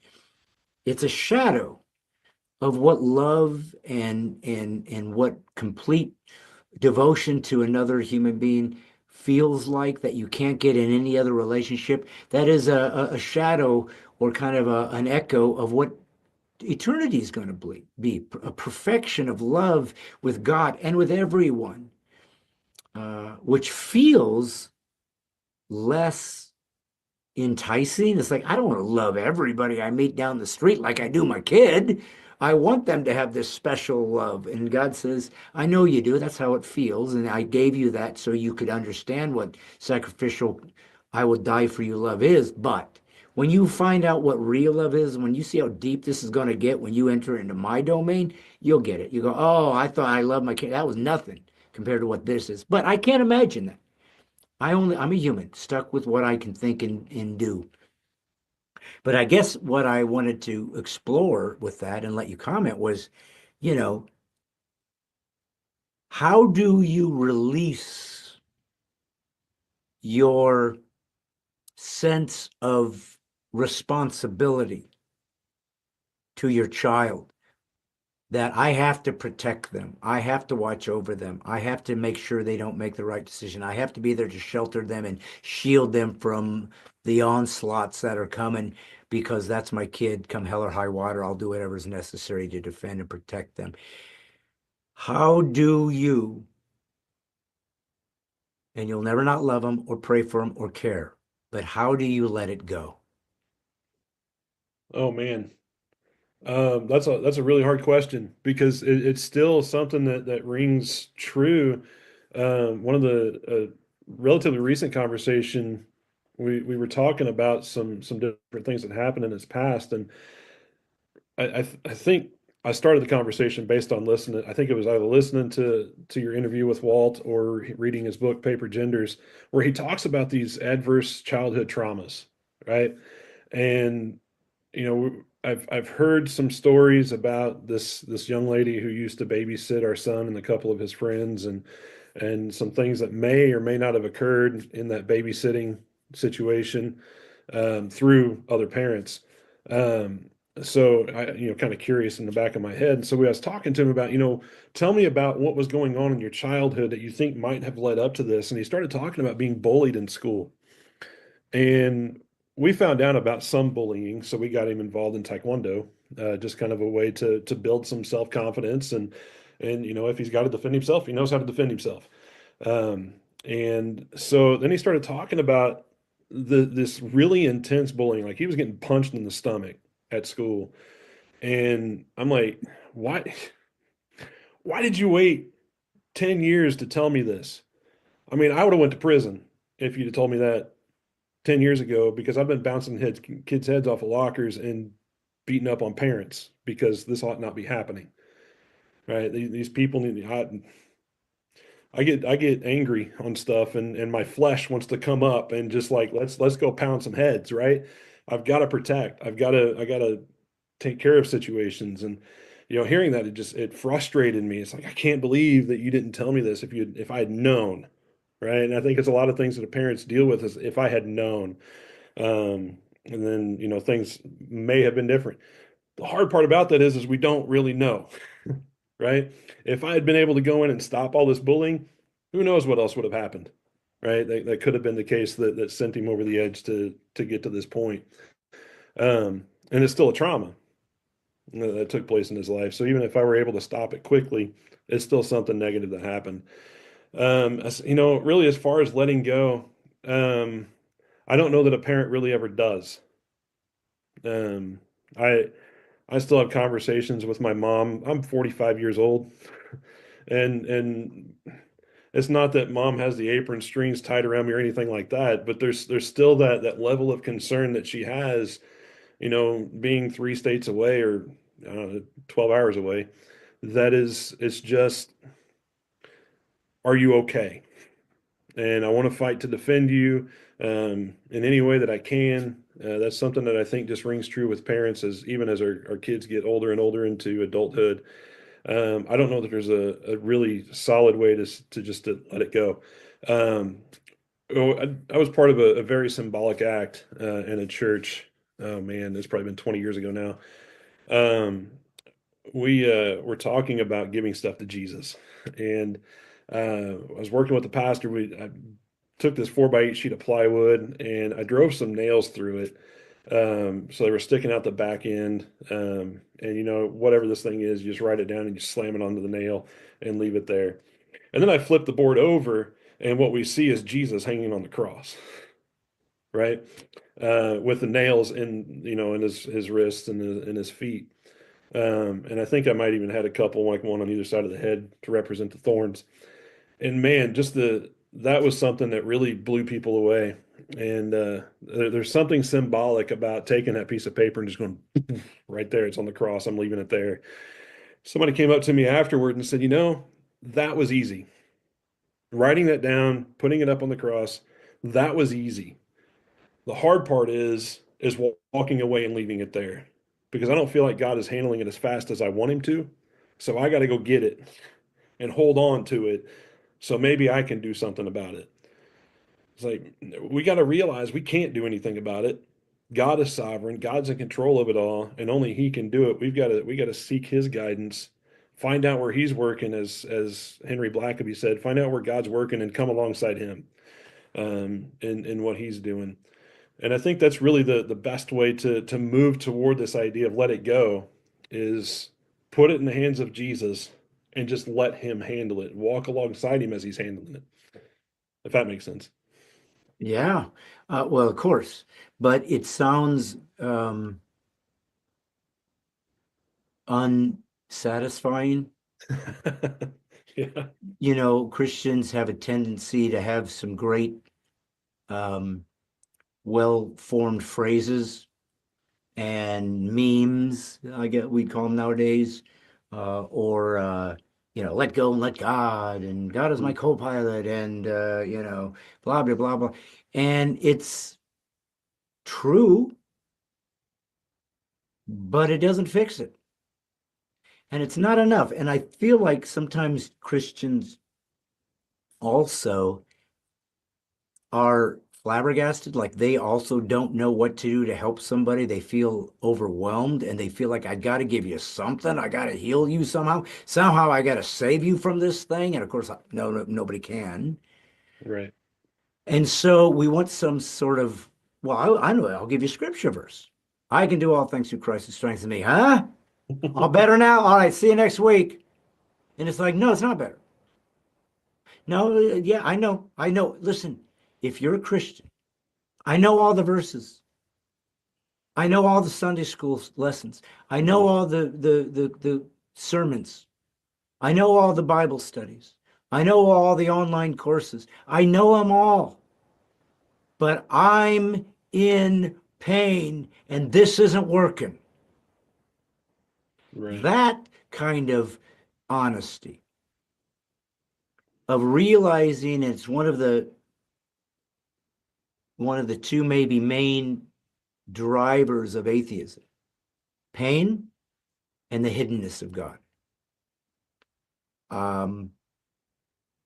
When you are in the midst of pain and you cry out to Abba Father, thinking he'll jump in, grab me, and pull me out of this fire, throw me that buoy so I'm not drowning. Okay, God, I'm praying. Okay, it's better now, huh? No, not always. No, actually, she's not going to live. This cancer is going to kill her.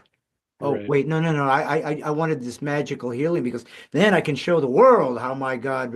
Yeah, no, no, the divorce is happening. She's leaving you whether you like it or no, no, no. You were supposed to come in and fix it. That's the God I believe in. Right. And God. I think that what we are discovering is God said, "Are you going to trust me no matter what or not?" Right. Because you don't get to make the rules. You don't get to make the choices. You can pray. I want you to pray. I want you to have faith. I want you to fight and battle. But you don't know what I know. and you don't know that there's something here that you don't get, you never will, that I need to allow to happen because it's going to maybe save another 10,000 people over here because of this. You don't know. Right. And what we find is we want to read about heroes, and Mhm. we want to read about courage in martyrdom, but we don't want a turn. Yeah. And that's shallow Christianity. God said, Very. I've never asked for that. I've never asked you for that. You weren't taking me seriously when I said, count the cost. Right. This is really expensive, what you're about to go into, and it's really hard. Yeah. Yeah. And that's what I guess I wish more Christians would be forthright about, because then at least people go in with their eyes wide open and it doesn't feel like they've been abandoned. He said, no, I never said. You're going to get exactly what you want, or in the time that's usually the other thing is it's just not in our time. I Yeah. want it now. And he said, it's coming, but it'll be 8 years. Right. And Yeah. maybe if he told you, you wouldn't be able to endure it. It's like it's better not to know, so you just keep hanging on every day until it finally arrives. Right. Um, so I guess, if you were to try to summarize, what we do know is you are a Christ follower. What we do know is you haven't abandoned your faith and your wife, and you guys haven't abandoned your trust that God knows everything and that He's more important and has a greater, more sovereign purpose in your life than even where your son has drifted. Mhm. So, what have you learned that has formed and molded and begun to refine Everett? What is your lesson in all this? Um, God is bigger. And I see Ephesians 2 when Paul writes, "But God," and there's a "but God" story in all of this. And in that "but God" story, for me, and I guess for my wife and in some areas as well, is we now have opportunities to walk alongside other families that are dealing with this same issue and encouraging them to remain in the truth. That was one of the hardest things to maintain was, look, son, we're going to live according to the truth. I'm not going to lie to you. I'm not going to call you a name that you're not. I'm not going to call you a pronoun that you're not. And truth is truth, and it doesn't matter if 99.9% of the population disagrees with the truth. The truth is the truth. You've got a sign behind your head, and on the top half of it is red. If 99.9% of the world said no, that's purple, doesn't matter. The truth is it's red. And truth remains. Truth will always remain. And that truth is a person, and that person is Jesus Christ. And I really think that in that there's comfort. I feel a great comfort in that, knowing that God is in control. Jesus has got our son in his hands, and is working in him in a variety of different ways, even recently to the point where he's looking at churches where he's at. And I pray that he finds a church that's not going to affirm him, but that is going to teach him the truth. And if they're going to affirm anything in him, it is the truth. I was listening to Elisa Childers yesterday while I was driving. I was on the road for 6 hours yesterday, so I listened to her book, "Live Your Truth," and that was one of the things she talked about was the concept of your truth doesn't exist. It's not real. That is a lie. There is no such thing, and that was a powerful statement in the face of this progressive wokeism of live your truth or express your truth or whatever it might be. Most of these truths are delusions, and then how do we deal with the delusion? The delusion is a mental health issue. We've got to address that. But it's not just that one. It's just like the sin thing, right? the gender dysphoria isn't the only mental health issue that's going on with someone who is confused about their gender. There's other things that are involved there. We've got kids in town that were friends of our sons, and they're somewhere on the autism spectrum. There's another thing that's there that's got to be dealt with. Why do we have to focus on this? And um, understanding what truth is vitally important, and resting in that truth, I think, is one of the biggest comforts that my wife and I have been able to do in the last couple of years. Do you think your son believes he's still a Christian, or does he not care?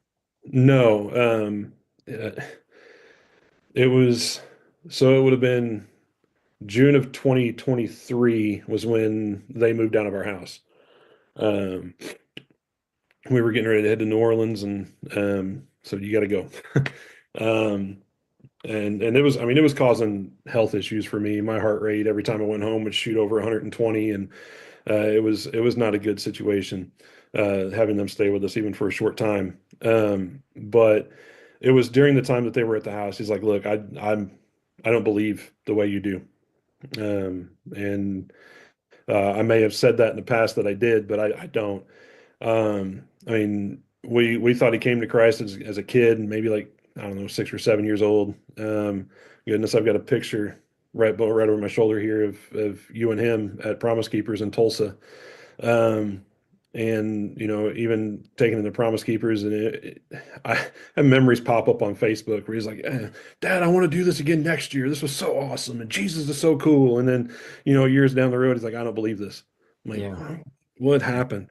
yeah, Um, yeah, and we can blame the church in some ways, or not. I think there's a variety of things. We've had some different teachings in different churches that have been hard to deal with. I think he told me recently that there was a youth group that he was a part of that basically they were talking about like school shootings kind of thing, and they were talking about Columbine and the Cassie story. And man, the youth pastor said, you will die for Jesus. And I think that was the one thing that really turned my son off to Christianity was, I'm not ready for that. yeah. Do do you think when you were kind of probing his history and things that you found out you didn't know, um, do you feel like think you have some understanding of perhaps what caused this, or do you feel like it just there's nothing really concrete that you could say, yeah, this is textbook. He was molested as this is very typical for homosexuals. They were molested and Right. so forth. So, do you feel like even in the counseling, whatever did you ever find something that you think might have been the trigger? The only thing that we can really think of that might have been a trigger is the being bullied. And coming out of that, especially with the way that Walt Hare was addressing it, was, I don't want to be this kid that is being bullied anymore. So I got to switch my identity to not be this person anymore. So that way people don't bully me, which is kind of ironic that you're now dressing in a way that will eventually ultimately lead people to bullying you Right, right, because you look different, right, right. or you're following some dude's daughter into a bathroom. Yeah, Right. That's going to get your tail whooped in some situations. And I'm surprised I haven't heard from him since Trump made his announcement that about the official view of the U.S. government as there's two genders, male and female. yeah, Because that would have been, and it probably is one of those things. And in his mind, he's like, "Oh, great, now there's a target on my back," which I don't think that's true. I don't think that people are, for the most part, I don't think people are intentionally going out going, "I'm going to beat up a transgender today." I don't think people are doing that. yeah. I mean, I'm sure it has happened, but it's rarely ever the way the left presents it. Like, oh, there's thousands of this of people being. No, they're not. Right. It's always a lie to try to, demand people think the way they do. So many of the racial hoaxes, race, hoaxes that we had heard over the years that turned out Tawana Brawley and that actor, I forgot his name. They make it up and then they ruin it for maybe the couple times when it is something bad, and Right. you want to find the answer to that and certainly bring somebody to justice if they've done something that way. But I don't believe in hate crimes. I believe that any crime is hateful. It's like I killed him because I wanted to kill him is bad, but if I killed him because he's gay, then it's really bad. No, he's dead. How about it's a hate crime to kill anybody because you want to uh, in their life because of your selfishness. So, I mean, a lot of the terminology, and I guess you're a fan of my comedy, so I'm all about words and truth and trying to really dissect what is really how we communicate so we can deal with reality and get somewhere. You can't get anywhere with lies because you can't land anywhere because there's no concrete foundation. The house is on sand. So I guess as we kind of wrap up, um, this conversation. And by the way, thanks for coming on and not, I'm sure you've told the story many times or at least a handful to when it was appropriate. But for having the courage and I'm sure it still aches in your heart and you wish this wasn't your story to tell when you're asked. But you know what? You are a believer. And here's what I've learned about pain is God trusts us with it. It's not necessarily a punishment as much as, hey, you're one of mine now. I'm going to trust you with this pain so it will be your crucifixion because you will come down from this cross and you will be resurrected. Hmm. And then you're going to heal others who have gone through it. So your son and your sacrifice might heal 100, 200, 5,000 people who are going through transgender challenges and trying to figure it out. You might be the healing for them. So God always exponentially gets a return on his pain. So don't waste it. Right. Make sure you go to God and say, if I have to go through this crap, don't let me miss one drop of what I can grow from and become closer to you and how I can heal others with it. I want to leave I always have a little guest answer. I guess you've watched my podcast. So I always have one special one just for my subscribers who like to help my ministry. And if you'd like to do that and you're listening to this, just go to bradstein.com and join the Militia of the Mind. That gives me your emails so I can give you my newsletters. And if you want to help me be able to continue podcasts and live events and all the different things I'm doing to tell God's story, join the Mighty 10,000. It's only $3 a month and you can get all my comedy online, but also have access to a special guest question. And I guess the question I wanted to ask you is if there was something you could say to your son right now that maybe you haven't said to him before, something that you would want him to know about you, how you see him, and just what you want him to know. It's the last thing you ever told him. What would you say to your boy? Hey guys, I'm interrupting my own interview. If you want the answer that you haven't heard yet, go to bradstein.com and join one of the 3 tiers. It is the Militia of the Mind, it is the Warrior level, or it is the Special Forces. And then you'll get all kinds of special content and bonus answers to make you smarter than you could ever imagine. Go there now, jump on and join the Mighty 10,000. Well, that's a beautiful thing, man. And as we've discussed, you're a Christ follower, but you're a dad. Uh, you love your son. You're never going to not. And I mean, I hope that he never misses that. I hope he never stops seeing that or realizing that or um, doubts it. Yeah. I don't know if he's ever going to have kids, at this point because of this situation. But if you've never had a kid, you simply don't know what love is. It's not the same as your wife and your husband. It's not the same as your brother and your sister, not the same as your parents. And that's a great, powerful love, but there is none like I made this human being from nothing. Right. They have my DNA, my wife's DNA, and God gave them to us and trusted us with us. And that's why I said it's so hard for us as parents to not think that we are the responsible ones for how they behave and how they end up. And that isn't to say we don't make mistakes. Clearly, we're sinners trying to raise sinners to not be sinners. Right. So it's not easy to do, but there's some beautiful character traits of my 2 kids. that I didn't teach them. It's just kind of their personality. And I can't take credit for some of the best parts of my kids. I can't. I see things in my son or my daughter and I go, ah, I'm so grateful they have that wonderful personality trait.